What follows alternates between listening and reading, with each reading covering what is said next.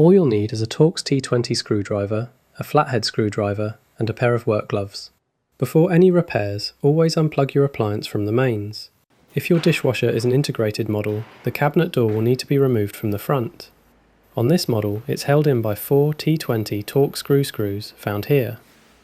Some models will have rounded screws for the cabinet door, and then flat screws that hold the control panel and outer front door panel in place. Remove the 4 rounded top screws holding the cabinet door to the dishwasher. The cabinet door can then be detached from the dishwasher and placed to one side. For the purpose of this demonstration, we're going to lean the dishwasher on its back to make for easier access and filming.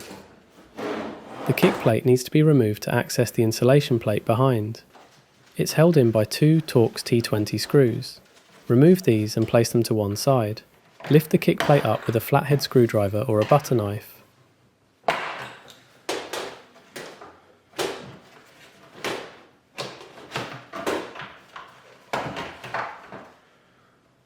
If your dishwasher has a floor time light, unclip the electrical connector.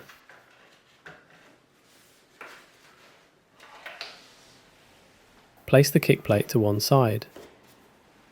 Remove the old insulation.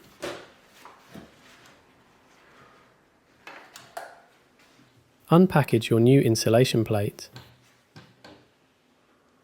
Place it neatly inside the dishwasher as shown, making sure to keep the floor time light wire accessible if you have one.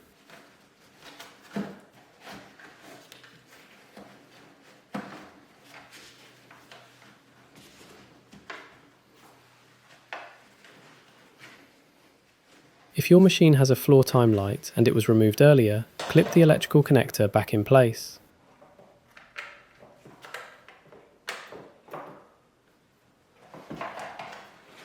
Reattach the kick plate.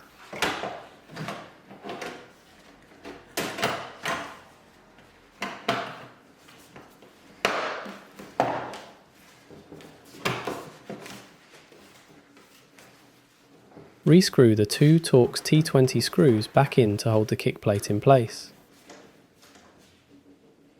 Reattach the cabinet door to the dishwasher by the fixing brackets at the bottom.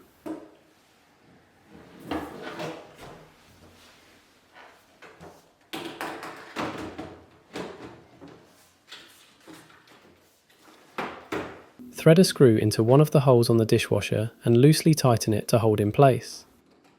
Lower and line up the screw end with the existing holes on the cabinet door and tighten. Repeat for the others.